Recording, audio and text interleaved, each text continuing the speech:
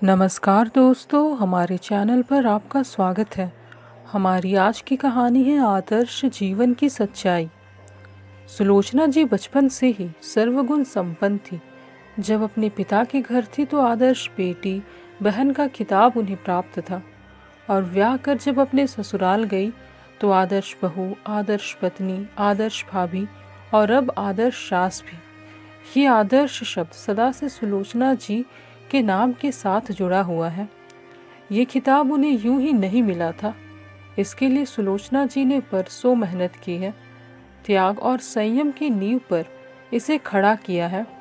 इस जीवन में जहाँ सब एक दूसरे को लूटने खसोटने में, बुराई करने में ही अपना आनंद प्राप्त करते हैं, वहाँ आदर्श होने का खिताब पा लेना कोई आसान बात नहीं है। यह बात तब की है जब सुलोचना जी नई नई ब्याह कर पाठक निवास आई थी। मन में एक सपना संजोया था कि मैं अपने ससुराल में एक आदर्श पत्नी व बहू बनकर रहूंगी। हर परिस्थिति का सामना करने के लिए कमर कसकर तैयार थी सुलोचना जी। 2 दिन में ही घर में सबने कहना शुरू कर दिया था कि बहू तो बहुत अच्छी है। पति रमेश पाठक ने भी कहा, सुलोचना तुम बहुत अच्छी हो। अपने जीवन साथी से अपने लिए ऐसी बातें सुन वे बहुत खुश थी। सुलोचना जी इस अच्छी से भी ऊपर उठना चाहती थी। इसके लिए उन्होंने बहुत मेहनत की। ऐसा नहीं था कि सुलोचना जी सिर्फ अच्छा कहलाने के लिए ही ये सारी कोशिशें करती थी। वे अपनी आदत से भी मजबूर थी। दूसरों को खुश रखने में ही उन्हें संतोष मिलता था। वे रोज सुबह 5 बजे उठ जाती थी। सारे घर में झाड़ू लगाना, सफाई करना, पोछा लगाना, फिर सारे बर्तन रगड़ रगड़ कर साफ करना, पानी भरना, स्नान कर पूजा करना। घर के इतना काम हो जाने तक सब उठ जाते थे। फिर सबके लिए चाय बनाती थी। सब हाथ मुंह धोकर टेबल पर आ जाते। सब इकट्ठे चाय पी रहे होते। उस वक्त भी सुलोचना जी रसोई घर में नाश्ते की तैयारी में जुटी होती थी। ससुर जी को मूंग दाल का हलवा पसंद था तो रमेश जी को पालक के पकौड़े। ननद सुमन इन दोनों में से कुछ नहीं खाती थी तो उसके लिए पराठा। देवर सोहन के लिए ब्रेड ऑमलेट। सासू माँ का मेन्यू रोज बदलता था, इसलिए रोज उनसे पूछकर ही बनाती थी उनका नाश्ता। नाश्ते के तुरंत बाद ही सुलोचना जी दोपहर के खाने की तैयारी शुरू कर देती थी। इधर दाल चढ़ाकर नाश्ता टेबल पर रखती और फिर सबको बुलाती। कोई नहा रहा होता तो कोई अपने अन्य काम कर रहा होता। ननद सुमन अपने किसी काम में डूबी होती। नज़र उठाए बिना ही जवाब देती, आती हूँ ना भाभी, हल्ला क्यों मचा रही हो भाभी। सासू जी नहा धोकर पूजा कर रही होती। सबको आने के लिए कहकर रसोई में वापस आ जाती। आँच से दाल उतारकर सब्जी चढ़ाती, फिर दौड़कर अपने बेडरूम में आती। फिर पति रमेश जी के लिए ऑफिस के कपड़े निकालती। पैंट, शर्ट, रुमाल, जूते, मोजे, तौलिया, साबुन सब यथास्थान रखती। फिर जल्दी से टिफ़िन तैयार करती। तब तक सब नाश्ते के लिए आ जाते। सब खुश होकर नाश्ता करते क्योंकि सबकी पसंद का नाश्ता परोसा जाता और सब सुलोचना जी की तारीफ करते। ससुर जी कहते, बहू तुम बहुत लाजवाब हलवा बनाती हो। सासू माँ कहती, बेचारी सुबह से ही काम में लग जाती है। ननद देवर भी सुलोचना जी की तारीफ किए बिना नहीं रहते। धीरे धीरे सुलोचना जी के नाम से अच्छी के स्थान पर आदर्श शब्द जुड़ गया। ये नाम उनसे छीन ना लिया जाए, इसलिए वह सबकी बहुत सेवा करती, सबको खुश रखती। मगर इस भाग दौड़ में वह खुद बुरी तरह से थक जाती थी। नाश्ते के बाद रमेश जी ऑफिस चले जाते। सास कमला जी सत्संग में चली जाती। ससुर जी अपने दोस्तों से मिलने और ननद तथा देवर कॉलेज, और सुलोचना जी घर में अकेली रह जाती। फिर कपड़ों का घाट लगता। घर भर के कपड़े धोती। फिर दोपहर को सबको गरम गरम खाना। शाम को फिर वही चाय से लेकर रात के खाने तक का सिलसिला शुरू रहता। रात को जब बिस्तर पर जाती तो थक कर चूर हो गई होती। पैरों के तलवे दुख रहे होते।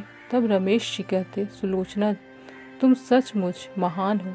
घर के सारे काम तुमने अपने ऊपर ले लिए हैं। माँ और पिताजी तुमसे इतने खुश हैं कि तुम्हारा गुणगान गाते नहीं थकते। सच, मैंने सपने में भी नहीं सोचा था कि मुझे तुम्हारी जैसी पत्नी मिलेगी। अपने पति के मुंह से ये बातें सुनकर सुलोचना जी की सारी थकान दूर हो जाती। फिर पैर भारी हो गए तो भी वह सब कुछ करती रही। सब वैसे ही चलता रहा। फिर सुलोचना जी और रमेश जी का पहला बेटा हुआ अंश, प्यारा सा नन्हा सा। उसे पाकर जैसे जन्नत मिल गई। अब सुलोचना जी का काम दोगुना हो गया था। कोई मदद करने वाला नहीं, फिर भी उन्होंने कभी उफ तक नहीं की और किसी को शिकायत का मौका नहीं दिया। इस बीच उनका स्वास्थ्य गिरता चला गया। अपना ध्यान रखने का वक्त ही कहाँ था उनके पास। फिर 1.5 साल के बाद दूसरा बेटा शशि हुआ और फिर बेटी विभा। शादी के बाद कितने अरमान थे, कितने सपने देखा करती थी कि अपने पति के साथ कश्मीर घूम रही है। दोनों बर्फ पर बच्चों की तरह दौड़ रहे हैं, एक दूसरे पर बर्फ के गोले फेंक रहे हैं, खूब हंस रहे हैं। फिल्में, सैर सपाटा, ना कोई डर ना कोई चिंता। पर वो सब कहाँ। सपनों का नर्म बिछौना यथार्थ के कठोर धरातल पर बिछा हुआ था। सुलोचना जी ने ना तो कभी रमेश जी से अपने अरमानों की बात की और ना ही रमेश जी ने कभी उनसे कुछ पूछा। उनके धूल में मिलने का डर था, कहीं वो ये ना कह दे कि इतनी जिम्मेदारियां हैं मेरे ऊपर। घूमने, सैर सपाटे, फिल्में देखने में खर्चे क्या कम होंगे। बड़ी मुश्किल से तो घर खर्च उठाता हूँ और तुम हो कि मैं बुरा नहीं बनना चाहती थी, इसलिए सदा चुप रही। दोनों कहीं भी घूमने नहीं गए। बच्चे बड़े होने लगे। इधर सास ससुर भी वृद्ध हो चले थे और बीमार रहने लगे थे। सुलोचना जी ने उनकी जी जान से सेवा की, पर वे साथ कब तक देते। आखिर दोनों एक एक करके साथ छोड़ गए। कुछ सालों बाद ननद की शादी की। सुलोचना जी ने अपने दहेज का सारा सामान ननद सुमन को दे दिया। सारा नया का नया वैसे का वैसा ही रखा था। ननद रो पड़ी। भाभी, तुम कितनी विशाल हृदय हो। उसके बाद देवर सोहन को पढ़ाया लिखाया, लायक बनाया, फिर उसकी भी शादी की। रीना घर आई सुलोचना जी की देवरानी बनकर। उम्र में और रिश्ते में उससे बहुत बड़ी थी, इसलिए रीना उसकी इज्जत करती थी। देवरानी रीना के बाद सुलोचना जी ने सोचा कि शायद अब मुझे थोड़ी राहत मिलेगी, पर यह क्या। शादी के बाद जैसे ही रीना ने रसोई में आकर सब्जी काटने के लिए चाकू उठाया, देवर सोहन पीछे पीछे आए और उसका हाथ पकड़कर खींचते हुए बाहर ले जाने लगे और बोले, तुम्हें खाना बनाने की कोई ज़रूरत नहीं है। भाभी के जैसा खाना तो कोई बना ही नहीं सकता। मैं तो जिंदगी भर उन्हीं के हाथ का खाना खाना चाहता हूँ। क्यों भाभी? सुलोचना जी मुस्कुराकर बात को हंसी में टाल गई थी।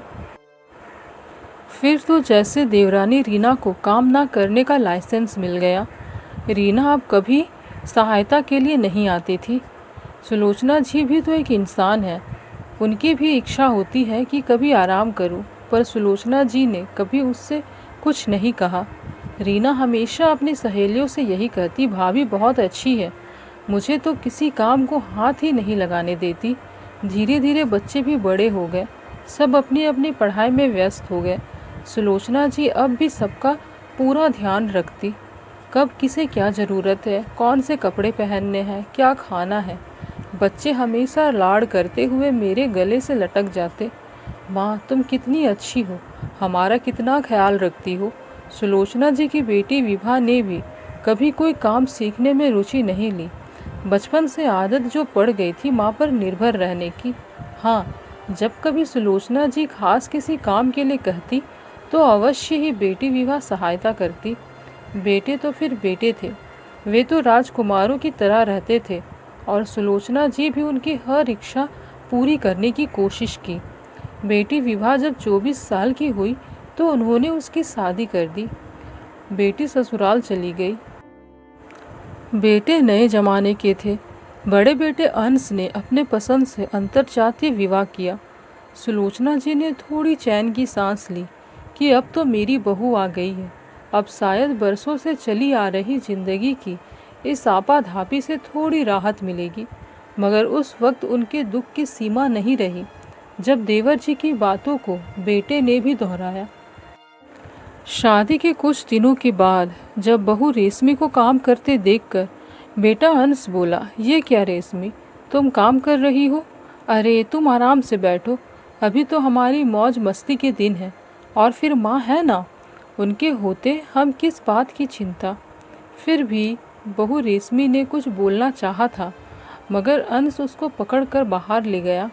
अब सुलोचना जी का सास का भी एक आदर्श रूप बन गया था।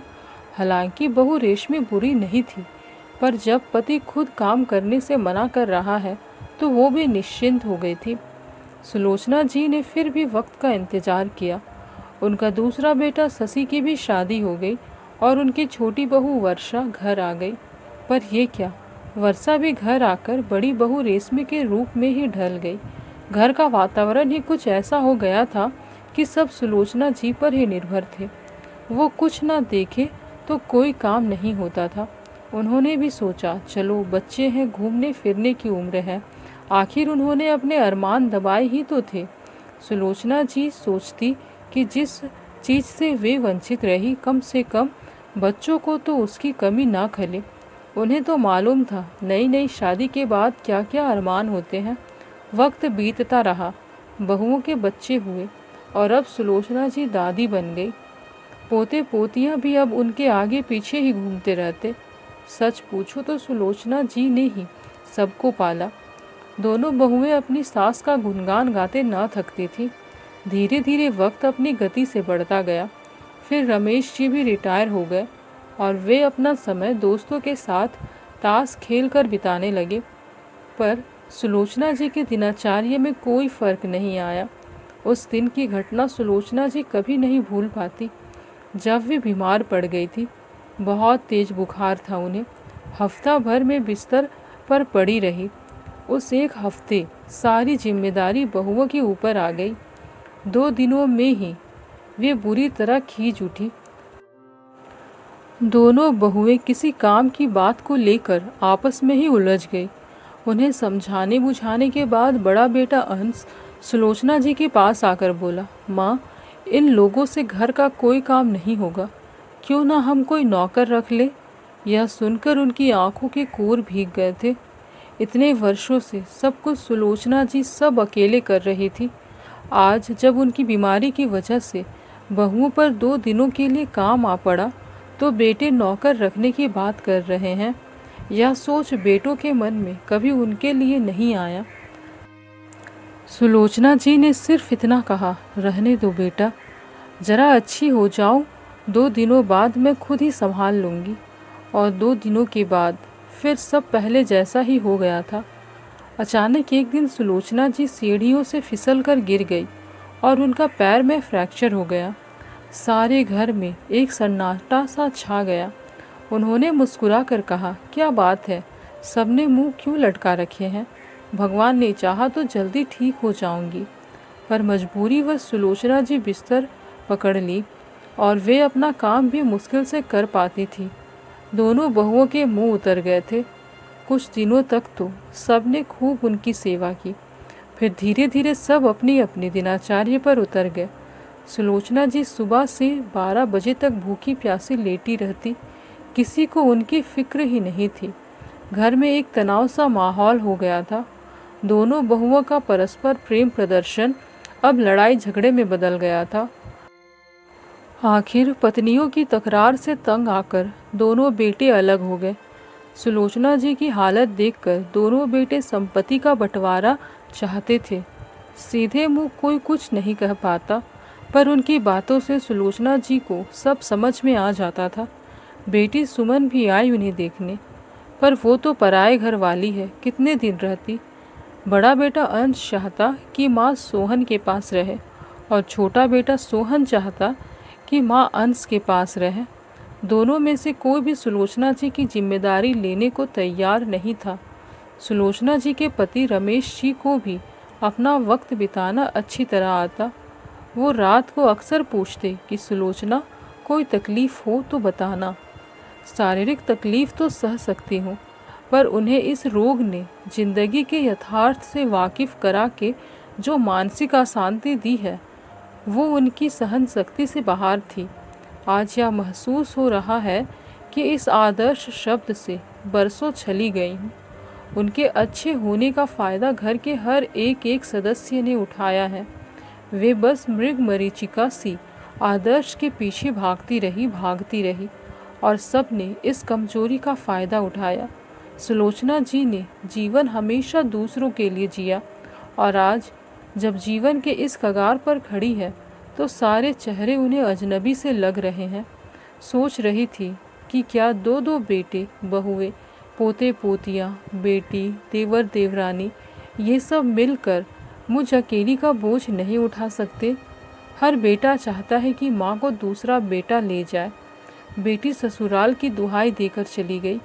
ये भी मेरे पास बैठकर अपना वक्त बर्बाद नहीं करना चाहते। कितना मतलबी है ये इंसान, सिर्फ अपने सुख देखता है। आज एक प्रश्न उन्हें बार बार परेशान कर रहा है, क्या अपना जीवन दूसरों के लिए जीकर मैंने कोई गलती की या फिर ये सब अपना कर्तव्य भूल गए।